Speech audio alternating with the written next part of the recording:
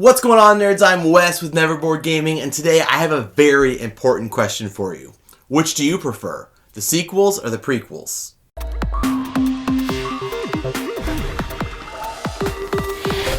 So Fall of the Mountain King is actually a prequel to their game In the Hall of the Mountain King by Burnt Island Games. And I do want to say that I haven't actually played In the Hall of the Mountain King yet. Definitely need to, it's on my list, but I can't compare this to that game, which I'm sure some other previewers are going to. I'm going to give you a completely fresh look at this game coming in from someone who has not played any of the games in this series. I also want to make sure I let you know that this is a prototype, so the pieces that you're going to see definitely are not going to be what you're going to get if you back this game, but I did get a really good look at how this game plays, what it's all about, and I'm able to talk to you about what you're going to get in Fall of the Mountain King. And what this game actually is an absolute buffet of game mechanics. Now, you do have the base core of the game is area control, but even within that, like, it's played over 3 phases or 3 waves. And the first 2 waves, the area control is based on like region of the board. And then the last wave of the game, the area control is based on like control points on the board. So while early on you just want to spread out, control as much area as possible, the whole time you know that last round, like, these spots are worth these points, from like ranging from 4 points to 12 points. So a really good spread of points. So even while you are vying for just like the regions early on in the game, you do know the whole time, like, I really do want these specific spots on the board because later on in the game, they are worth significantly more points than those spots, even though like rounds 2 and 3, this purple sector and this brown sector may be worth the same amount of points. And now you're controlling for area based on your opponents, and this game does play from a solo all the way up to a 5-player game. You also have the trolls on the board. The gnomes on the board. You are playing as trolls, and so you and all of your opponents are all trolls vying for control of this area, but you also have the gnomes that are there that you have to beat out as well. And in some of that area control, like, the gnomes as the NPCs actually can win some of those areas. So you can't just ignore the gnomes and just focus on your opponents. The gnomes need just as much attention as everyone else. Now, and again, saying that it's a buffet of game mechanics, it's because in addition to the area control, you also have tableau building, you have drafting, you have rondel, you have like influence points that you're trying to get, you have bidding going on. So again, so many different things all mixed together into this beautiful game. But the basics of how the game actually works, what a round looks like. So you start off with your tableau, and this is your ancestry board. So everyone starts with the same ancestry board, and then you're going to be drafting these cards that you add onto this board, building out your tableau. So, kind of typical building these, like, you have to overlap, and you can overlap as many as you want. But you have to build this out, and you start with a 2x3 grid, and you can never exceed a 6x6 grid. And these are the actions that you're going to take in the rest of your turn. But you also have like these little hieroglyphic symbols that are going to be end of game scoring points, and you can never cover them up. So as you're building this out, you're paying attention to how do I want to position these to get the actions, but also I want these for end of game scoring, but I can never cover them up, so I don't want to box myself out later on in the game, because comboing off of this tableau is really important. So once you've drafted, everyone starts with a hand of 4 cards, and you draft out 3 of them, and the last one just gets trashed. Then you move on to the actual battle phase, and this is where your main actions take place. So you have a certain amount of actions every turn based on which round you're in, and then how you build your ancestry board can actually affect that as well, because They have the little supply barrels that can give you additional like actions and action points to spend during your turn.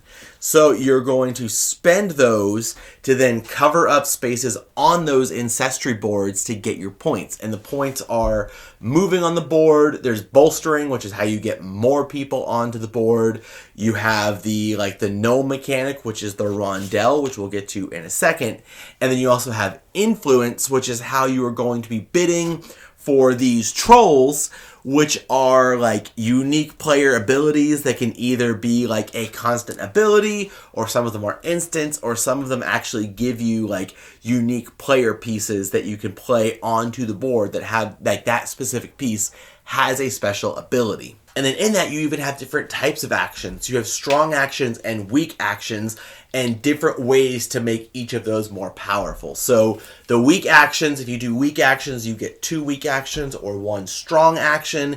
And there's ways to make weak actions, like, I don't want to say stronger to confuse you, but you can make a more powerful weak action or a more powerful strong action as well. So a lot of good options to go. And then like you combo adjacent places on your ancestry board. So as you're drafting and building that tableau, you also like want to pay attention to what actions you're gaining access to, but also where you're positioning them on that ancestry board so that you can get better combos. But through those actions, again, the main thing that you're trying to do is area control. I guess it's a good time to end to talk about the rondel.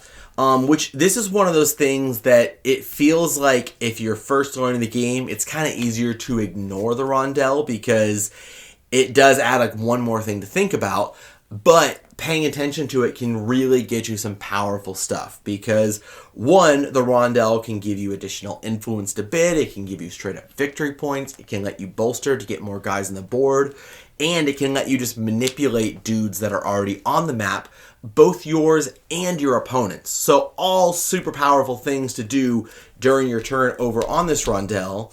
And then it also can trigger like mid-round invasions of the gnomes that you're also fighting. So when those trigger, you've got the gnome swarm that's moving around the board, and whoever triggers it can kind of move it a little bit around, and that adds additional gnomes onto the board mid-game. And as they're coming onto the board, they're just kind of like taking people out, taking up space, and then you can go back and fight them later, and they've got hidden control. So when you go attack a gnome, you flip it over to see how many gnomes are actually there. Is it just one dude by himself, or is that token actually 3 dudes fighting together? So once you actually spend all of your action points, and it goes where like you spend action points, then you spend action points, then I spend action points, and it keeps going around and around the board until no one has action points left. Then when you go into like end of game triggers and abilities, more gnomes come out onto the board, and there's ways to like sneak and look at where the gnomes are coming. That's one of the things that the rondel also lets you do. But that again, you constantly have these swarms of gnomes coming onto the board that one are like taking your guys off. So as you're battling for control, you have this NPC character that's going to flood dudes onto the board and also kill your guys off and then take control, because as you're vying for control of the board, the gnomes can win that control. So you have to pay attention to them as well and slowly beat them off. And it doesn't really feel like a co-op aspect of like we're all fighting the gnomes together, but there definitely is that you can't ignore the gnomes either. So I know I definitely got a little bit rambly in all of that, and that is because there really is a ton of stuff going on into this game, and trying to give you like an elevator pitch in 3 minutes is kind of difficult, because even though like none of the parts by themselves are overly complex, there are a lot of moving parts in this game, and they work together really well, but it does take a second to actually look at every single aspect of the game and how they play together. I would definitely consider this like a next step game. Like, it's not a brain burner, it's not overly complex, Vitalis sort of levels of like brain melting, but it definitely does have a lot of moving parts. So it's not going to be something I'm going to recommend to an intro gamer. That being said, I played it with my wife, and by the end of like round 2, she really got the hang of it. She was getting really into it. It was getting a little bit cutthroat because we were playing a 2-player game. But someone who has played a decent amount of games but would not consider themselves a board gamer, had no problem grasping it, especially like her second time playing it, no problem at all. That being said, probably would not be like a Tom's Mom kind of game. Not that like she couldn't handle it, but the level of complexity probably isn't something that I would recommend for her. Now, me personally, I really got into it. Like, after I got through the first round of my first game, kind of figured out how everything worked, how I wanted to build my combos, how, like, you know, my special ability trolls could affect the game, and I could, like, kind of be sneaky and go over here and do this, and then go to the rondelle and move her people out, and then trigger this ability that was weak, but bolster it with these desperation tokens to move additional guys in, which then gave me control of that area. Then I could use the rondelle to trigger a gnome invasion, and just after I took a spot from her that was really important to her strategy, I also have the gnomes flooding in behind and taking out her back line. So now she's fighting me on one front and gnomes on another front, and her whole strategy is out the window. And while a lot changes like through the course of the wave, the turns are relatively fast paced, so there's constantly moving parts, and while you do get to plan ahead, it's definitely one of those games that like every single turn you've got to reassess, reevaluate, and figure out the best way to move with the current board state. All in all, I had a great time with Fall of the Mountain King. It definitely took area control to like another level because, well, again, the bulk of the game was that you did so many things to manipulate the board state, and you never actually like fought the other trolls. Like, even though me and my wife were both competing for areas, we didn't actually fight. You didn't actually kill off each other's characters. It was just trying to dominate the area and have the most people there. And even though like I moved a ton of my people in, her people stayed there. So we were both like, I'm going to add 3 people. Well, I'm going to add 4 people. Well, I'm going to add 5 people. Well, then I'm going to take all of these guys and move them over here to this other area.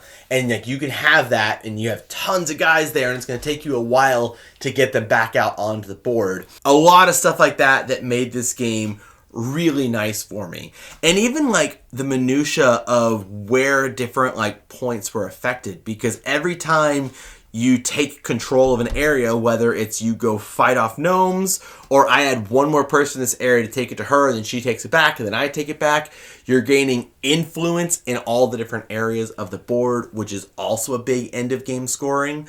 So a lot of ways to get points, a lot of ways to manipulate the board, not just to take actions, that made this a very clever game in my opinion. Like, there are a lot of moving pieces that work together so well that make this game, like, it's not just a fun game, it's an incredibly well designed game, because everything affects the game and nothing is like complete game changer, like Trump move, but you don't want to ignore anything either, because everything is equally important. So if you ignore the rondelle, or if you ignore the influence board, or if you ignore like the special ability champion trolls, like you can't ignore anything. You have to do a little bit of everything. You have to spread your resources thin.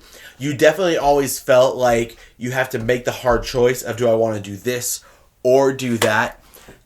It just comes together in a really awesome package that's beautiful as well. A+ in my opinion. So if you guys are looking to see more of Fall of the Mountain King, there's going to be a link to the Kickstarter down in the description box down below, where you can head on over to the Kickstarter page, see what else they have there, and then back this awesome game. If you're already on Kickstarter, then all you have to do is push the back button and then go back to YouTube to make sure that you subscribe to our channel so that you'll never be bored.